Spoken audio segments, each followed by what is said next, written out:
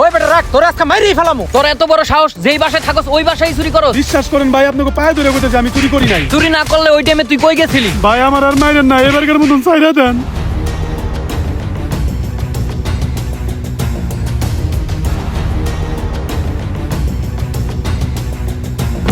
কিরে কি হইছে?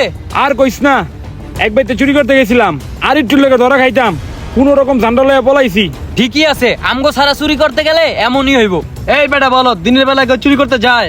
আরে বেটা দিন আর রাইতে আছে রে, যে পারে সে দিনেও পারে রাত্রেও পারে। তুই যেমনে দৌড়ানি খেয়ে আইলি, সামনে একটা প্ল্যান আছিল, মনে হয় না এই প্ল্যানটা তো কোথা কাজ হইব? আরে কি প্ল্যান কবিছে না, একটা মিস হইছে দেখে কি আরেকটা মিস হইব? না পারবি না। আরে পারমু না মানে পারমু, এখন তো আরো একলা যাইবো না, আমরা সবাই মিললেই যামু। হ, এটা অবশ্য ঠিক কথা কইছস, যেহেতু আমরা সবাই মিল্লা যামু, কিন্তু আমার তো আকবরের লইয়া টেনশন। কিরে আকবর, তুই পারবি? হ্যাঁ পারবো না মানি, তোরা বললা আমি পারবো। আচ্ছা ঠিক আছে, তাহলে হন ঘটনাটা কই। গুপচর এলাকার রহমান বিলার মালিকের ছোট মাইয়ার বিয়া, তো আজকে সকালে গেছে টাকা উঠাইতে, এক ব্যাগ টাকা নিয়ে আইছে, কম হলেও 3 থেকে 4 লাখ টাকা হইব। আমরা যদি ওই বাসায় দান মারতে পারি, তাহলে আমার মনে হয় না যে আমরা 6 মাসের ভেতর অন্য কোনো বাসায় হাত দেওয়ান লাগবো। তুই পাগল হইছস? রহমান বিলাই যাবি, ওই বাসার সিকিউরিটি হালাই যে করার করা, ওর সামনে তো একটা পিঁপড়ে যাইতে দেয় না, আর আমরা 4 জন যাবো কেমনে? ব্যবস্থা আছে, আমাদের এই 4 জন থেকে একজন ওই ধারণের লোক কথা কইব, আর আমরা এই ফাঁকে চুরি করবো, খেলা খতম। হ, কইলি তো সুন্দর একবারে সাজাইয়া মুভির মতন, কিন্তু কাজটা করতে যাইয়া দেহ কতটা কঠিন। আরে বেটা টেনশন করস কে? আমরা কি সেলিমের মতো দিনে দৌড়ানি খামু? আমরা রাইতে যামু। আরে রাতে যাবি, বর্তমানে যাবা না, মানুষের রাতে 3টা 4টার মধ্যে মোবাইলে টিপে। 3টা পর্যন্ত মোবাইল টিপে আমরা 4টা বাজে যামু। হ হ ঠিক আছে, আমি রাজি। তাহলে তো ভালোই। হ, যদি কোনো সমস্যা না থাকে তো আমিও রাজি। কিরে তুই কি রাজি? তোরা সবাই যদি রাজি, তাহলে আমি থেকে কি করবো? আমিও রাজি। ও তে তো হইছেই, তাহলে পরশুদিন রাত 1টা বাজে সবাই আয় পড়বি, ঠিক আছে? হ ঠিক আছে, আচ্ছা ঠিক আছে, তাহলে চলো যাইগা। চল চল। 2 দিন পর বাড়িওয়ালা মাইয়ার বিয়া, একটু ভালো করে খেয়াল রাখতে হইব। না কেউ তো নাই। স্যার আইতাছে। স্যার আসসালামু আলাইকুম। রুবেল, আমি একটু বাইরে যাইতেছি, একটু খেয়াল রাখিস কিন্তু, আবার ঘুমাই যাস না কিন্তু। না স্যার, ঘুমামু না। তাহলে আমি গেলাম। হ্যাঁ স্যার যান, আমি দেখে রাখবো না, আপনি চিন্তা করেন না স্যার। সেলিম, ওই যে দারোয়ানটারে দেখতাছস না, ওরে যেভাবে হোক সাইডে নিয়ে যাওয়ার ব্যবস্থা কর, যা। আচ্ছা ঠিক আছে।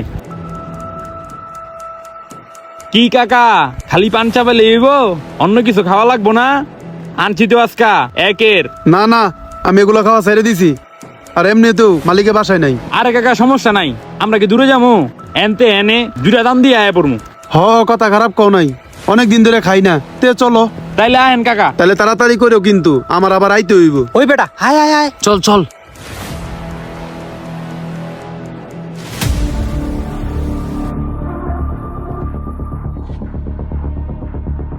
কাকা আপনার দেশের বাড়ি জানি কই? সিরাজগঞ্জ, উল্লাপাড়া। আরে কাকা, এই পান মুখে দিলেন, টানবেন কেমনে? আরে সমস্যা নাই, তুমি বানাও, আমার অভ্যাস আছে।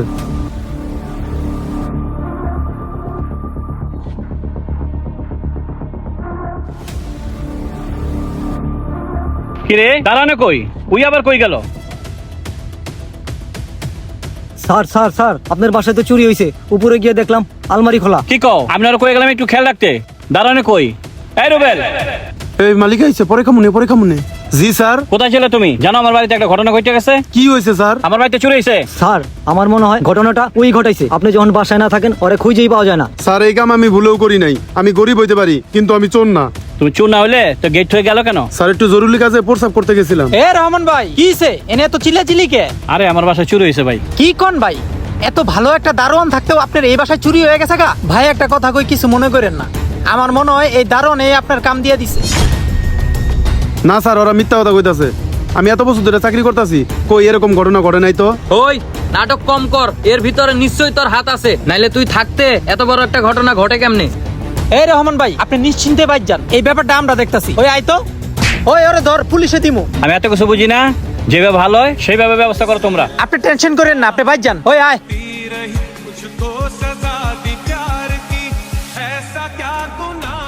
বন্ধুরা, কাউকে প্রমাণ ছাড়া অপরাধী বানিয়ে বিচার করাটা সবচেয়ে বড় অন্যায়, কিন্তু মিথ্যা অভিযোগ একজন নির্দোষ মানুষের জীবন ও সম্মান নষ্ট করে দিতে পারে। ভিডিওটি ভালো লাগলে একটি লাইক করে দিবেন, আর একটি শেয়ার করে দিবেন, আর আপনার পার্সোনাল মতামতগুলো কমেন্টে জানিয়ে যাবেন। ধন্যবাদ।